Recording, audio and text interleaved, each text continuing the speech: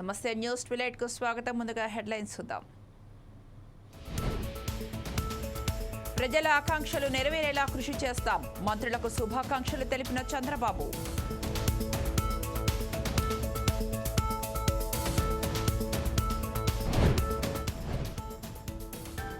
AP cabinet మంత్రుల శాఖలు కేటాయింపు. డిప్యూటీ సీఎంగా పవన్ కళ్యాణ్.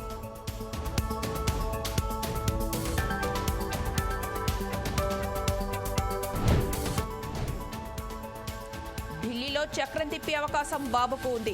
సద్వినియోగం చేసుకోవాలన్న ఉండవల్లి.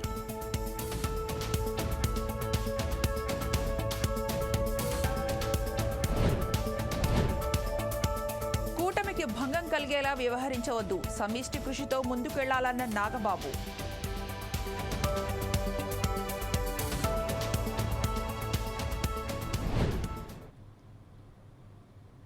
ఆంధ్రప్రదేశ్ మంత్రులకు ముఖ్యమంత్రి చంద్రబాబు నాయుడు దిశానిర్దేశం చేశారు. ఈ మేరకు జాబితాను విడుదల చేశారు. పవన్ కళ్యాణ్కు డిప్యూటీ సీఎంతో పాటు పంచాయతీరాజ్, గ్రామీణాభివృద్ధి శాఖలు కేటాయించారు. నారా లోకేష్కు విద్య, ఐటీ, ఆర్టీజీ శాఖలు ఇవ్వగా కింజారపు అచ్చెన్నాయుడుకు వ్యవసాయ శాఖ అప్పగించారు.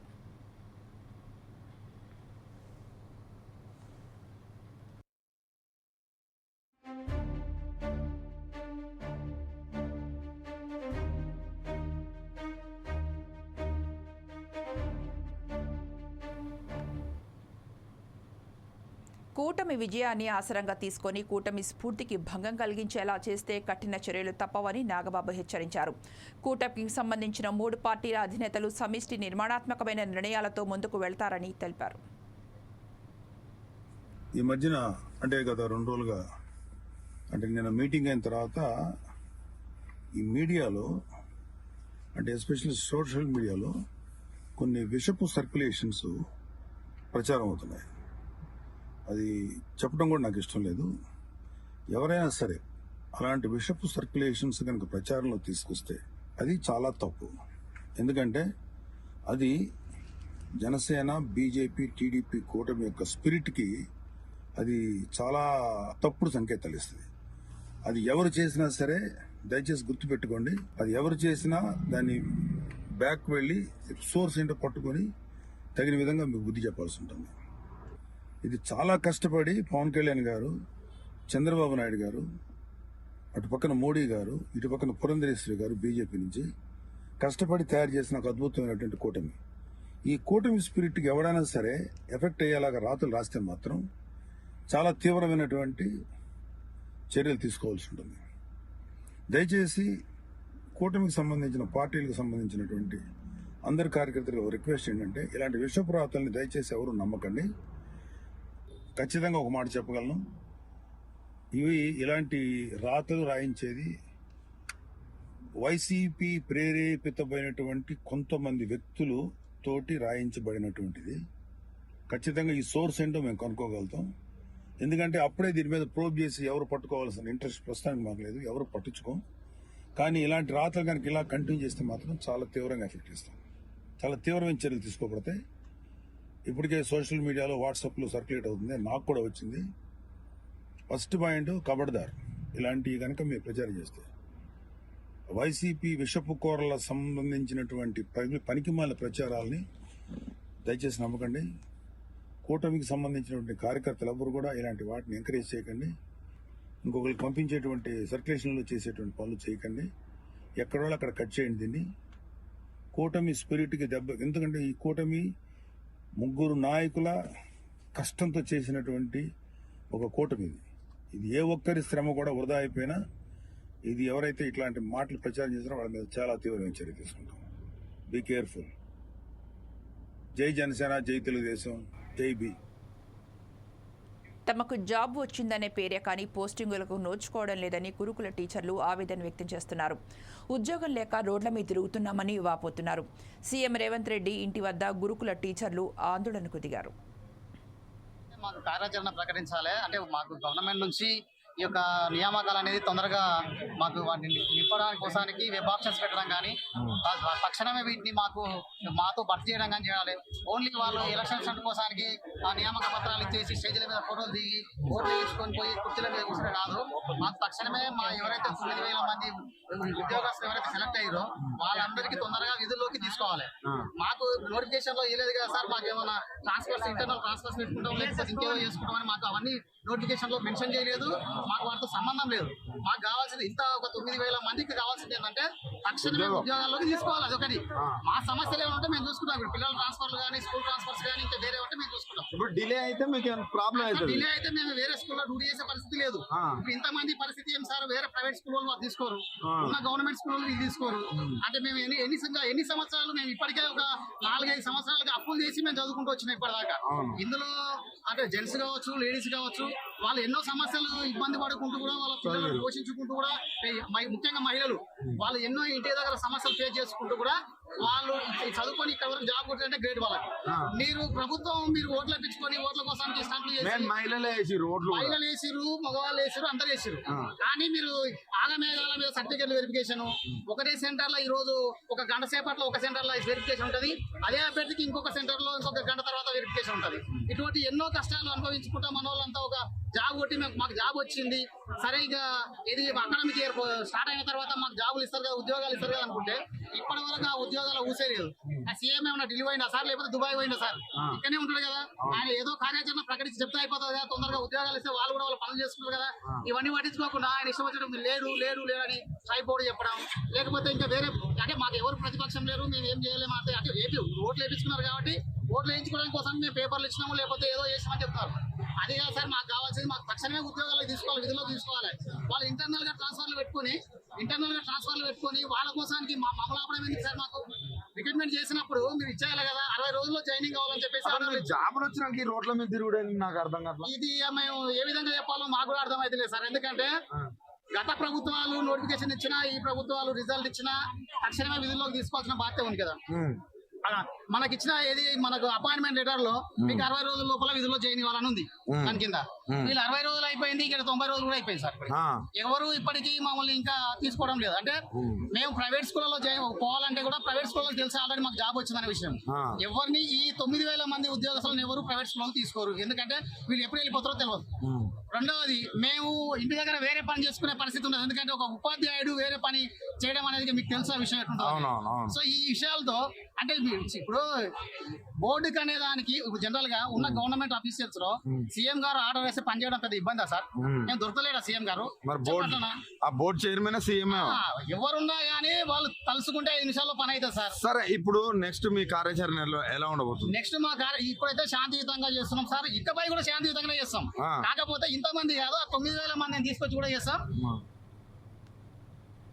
రాష్ట్ర మంత్రిగా ప్రమాణ స్వీకారం చేసి మొదటిసారిగా నియోజకవర్గానికి వస్తున్న కందుల దుర్గేష్కు ఘన స్వాగతం లభించింది. తూర్పుగోదావరి జిల్లా నిడదవోలు అసెంబ్లీ నియోజకవర్గం నుంచి కందుల దుర్గేష్ జనసేన పార్టీ అభ్యర్థిగా పోటీ చేసి విజయం సాధించారు. చంద్రబాబు నాయుడు మంత్రివర్గంలో ఆయనతో పాటు మంత్రిగా ప్రమాణ స్వీకారం చేశారు. స్థాయిలో కాకుండా మంత్రి స్థాయిలో పనిచేయాలనేటువంటి మాట నేను ఒక్కటే మీ అందరికీ మనవి చేస్తున్నాను. మీరు ఏదైతే మనకి సహేతుకమైనటువంటి డిమాండ్ ఉంటుందో, మన నియోజకవర్గానికి ఉపయోగపడేది, లేకపోతే రైతులకు ఉపయోగపడేది, యువతకు ఉపయోగపడేది, నిరుద్యోగులకు ఉపయోగపడేటువంటి అంశాలు ఏవైనప్పటికీ కూడా వాటిని సాధించే విషయంలో ఖచ్చితంగా మీకు ఎమ్మెల్యే స్థాయి దాటి మంత్రిగా మీకు పూర్తి స్థాయిలో అండదండల్లో ఉండి ఆ విషయాన్ని సానుకూలపరచడానికి ఎల్లవేళలా కూడా సిద్ధంగా ఉంటాననేటువంటి మాటను కూడా మీ అందరికీ మనం చేస్తున్నాం. ఒక అద్భుతమైనటువంటి పరిపాలన ఇవాళ రాబోతుంది. మీరందరూ ఇచ్చినటువంటి అమోఘమైనటువంటి మెజారిటీతోటి ఈ రాష్ట్రంలో ఒక ఎన్నడూ మనం చూడనటువంటి మెజారిటీలతోటి అనేక మంది శాసనసభ్యులు నెగ్గారు. కూటమి ఏర్పడింది. కూటమిలో ఒక పక్కన తెలుగుదేశం, ఒక పక్కన జనసేన ఉంటే ఈ రెండింటికి సపోర్ట్ చేయడానికి పైన అధికారంలో ఉన్నటువంటి భారతీయ జనతా పార్టీ ఉండడం కూడా మనకి చాలా మంచిది. మనకి నిధులు రావాలన్నా లేకపోతే ఇతరత్ర అంశాల్లో మన రాష్ట్రానికి సపోర్ట్ కావాలన్నా గతంలో ఏం జరిగిందనేది వదిలేయండి.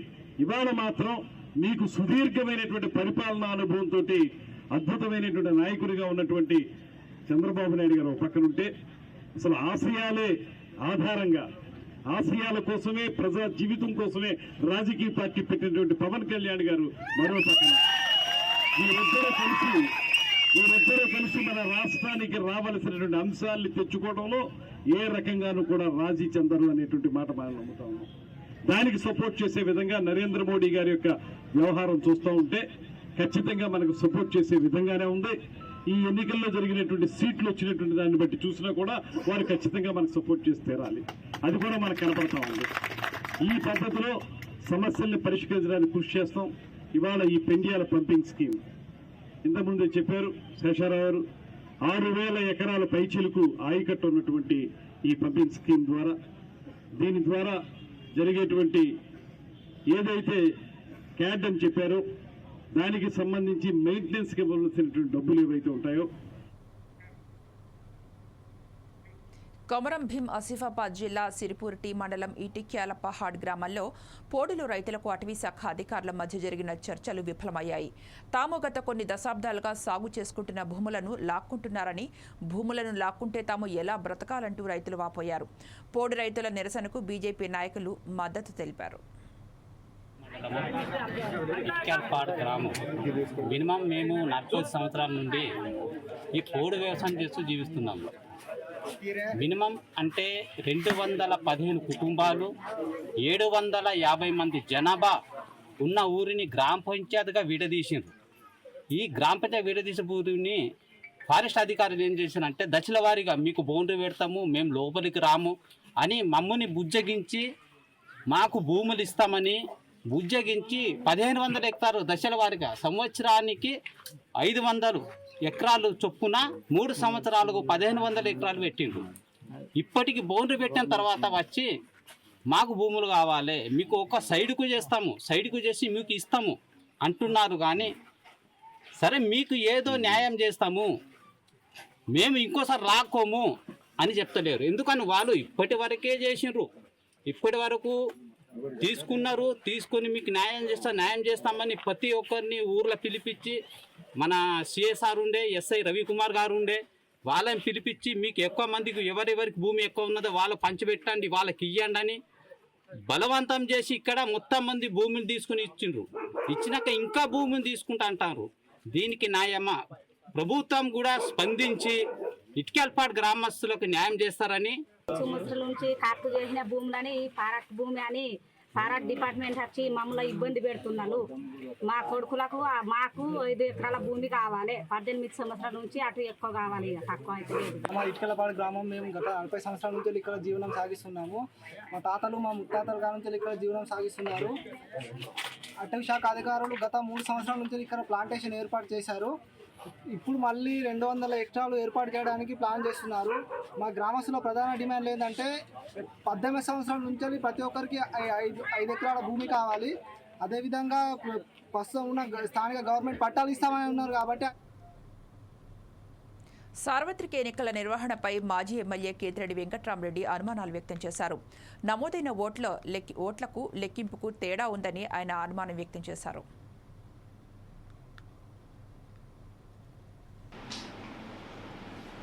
ఏంది ఎలక్షన్లు అయిపోయినాయి, మళ్ళీ ఇది ఎంత అయిపోయింది, సీఎం అయిపోయినాడు, ప్రధాని అయిపోయినాడు, మంత్రులు అయిపోయినారు, అంతా అయిపోయినాడు, ఇంకా కేతిరెడ్డిని ఇంకా ఏంది చెప్తున్నాడు ఏందని. సరే, ద బ్యూటీ ఆఫ్ డెమోక్రసీ, ప్రజాస్వామ్యం వర్ధిల్లాలని పెద్ద పెద్ద స్టేట్మెంట్లు ఇస్తూ ఉంటాం. అతిపెద్ద డెమోక్రటిక్ నేషన్ అని చెప్తూ ఉంటాం. కానీ ప్రతి చోట కూడా ఏం జరుగుతుంది, ఏం జరిగిందని నేను 2014లో చూసా. దొంగ ఓట్ల ఎక్కించుకునే కార్యక్రమం, దాని మీద విపరీతంగా ఫైట్ చేయడం జరిగింది.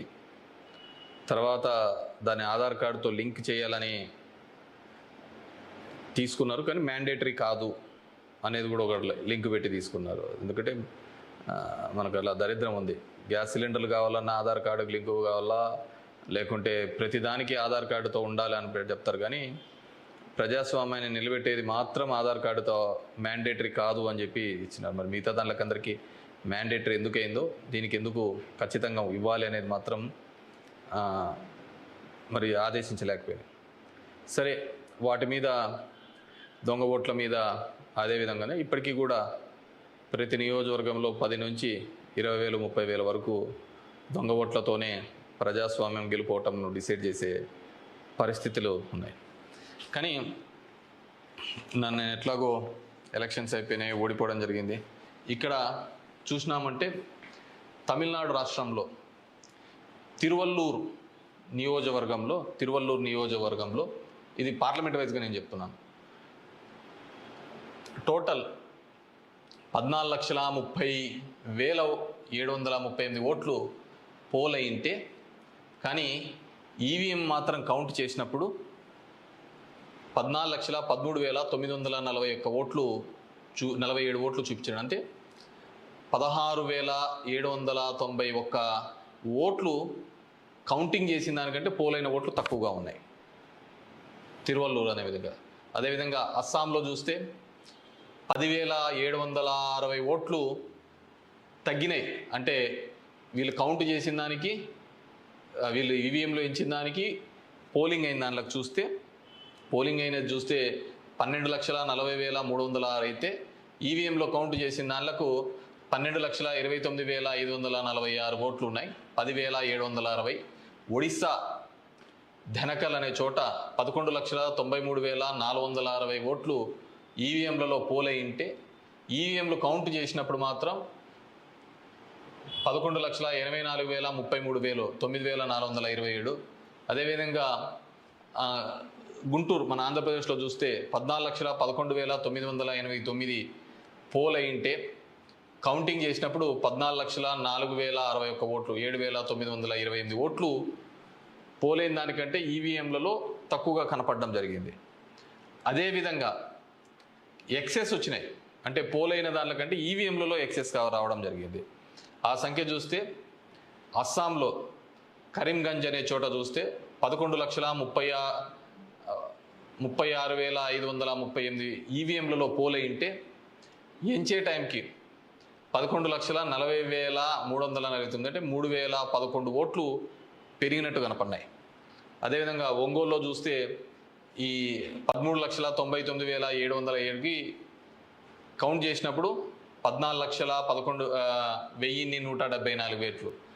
అదేవిధంగా ఒడిస్సా దాంట్లో బలాస్పూర్, మధ్యప్రదేశ్లో మండ్లా, అదేవిధంగా బీహార్లో బుక్సర్, ఇవన్నీ చోట పోలైన ఓట్ల కంటే ఈవీఎంలలో పెరిగిన ఓట్లు ఇవి. అదేవిధంగా ఇక్కడ పోలైన ఓట్ల కంటే ఇక్కడ తగ్గిన ఓట్లు. ఢిల్లీకి చక్రం తిప్పి వచ్చే అవకాశం చంద్రబాబుకు వచ్చిందని మాజీ పార్లమెంటు సభ్యుడు అరుణ్ కుమార్ అన్నారు. ఏపీ ఫలితాలతోనే మోదీ కేంద్రంలో మూడోసారి అధికారంలోకి వచ్చారన్నారు. ఇప్పుడు కేంద్రంలో అధికారంలో ఉన్న బీజేపీ ప్రభుత్వం చంద్రబాబుపై ఆధారపడాల్సి వచ్చిందన్నారు. ఈ అరుదైన అవకాశాన్ని సక్రమంగా వినియోగించుకుంటారని తాను భావిస్తున్నట్లు ఉండవల్లి అరుణ్ కుమార్ అన్నారు. ఇప్పటికైనా ఆంధ్రప్రదేశ్కు రావాల్సిన అన్నింటినీ సాధించుకునే దిశగా చంద్రబాబు ప్రయత్నించాలని ఉండవల్లి కోరారు. మొన్న పెద్ద గొడవ అయింది కదా, డొనేషన్లు అవి, ఆనర్ బాండ్స్, ఎలక్టోరల్ బాండ్స్, దాని మీద కూడా ఒకసారి చర్చ పెట్టించి, ఎందుకంటే ఇవన్నీ మోడీ గారు వన్ సైడ్గా చేసుకుంటూ పోయినటువంటి. నెక్స్ట్ మోడీ గారికి ఒక్కళ్ళకే వచ్చింది కాదు, మోడీ గారు ఒక్కళ్ళకే డబ్బులు వస్తే ప్రధానమంత్రిని మనం ఎంబ్రాస్ చేయడం ఎందుకు, ఇప్పుడు ఆయన హ్యూమిలియేషన్లో పెట్టడం ఎందుకని చెప్పి అనుకోవచ్చు. మీ పార్టీకి వచ్చింది, వైసీపీకి వచ్చింది, మన జనసేన పార్టీకి వచ్చింది, అన్ని పార్టీలకి వచ్చాయి ఎక్సెప్ట్ కమ్యూనిస్టులు యాక్సెప్ట్ చేయలే. అన్ని పార్టీలకి కూడా ఇచ్చారు. ఇచ్చిన దాని మీద అసలు ఏంటి దీని వెనకాల ఉన్నది, ఎలా ఇచ్చారు, ఏ మనీ ఇచ్చారు, ఎక్కడి నుంచి ఇచ్చారు, వాళ్ళకి జరిగిన ఉపకారాలు ఏంటి, ఎందువల్ల ఇలా జరిగింది, ఇది అసలు కరెక్టా?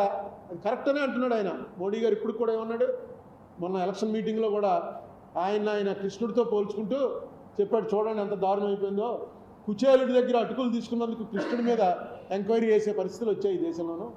అంటే ఈ డబ్బులు ఇచ్చిన వాళ్ళందరూ కూడా కుచేలులు, మోడీ గారు కృష్ణుడు, వాళ్ళ దగ్గర ఇదే ఏదో అటుకులు తీసుకుని తింటే దాని మీద కూడా ఎంక్వైరీలు వేయించి, కమిషన్లు వేయించి కోర్టులకు ఎక్కుతున్నారు, చూడండి ఎంత అన్యాయమో అని చెప్పాడు ఆయన.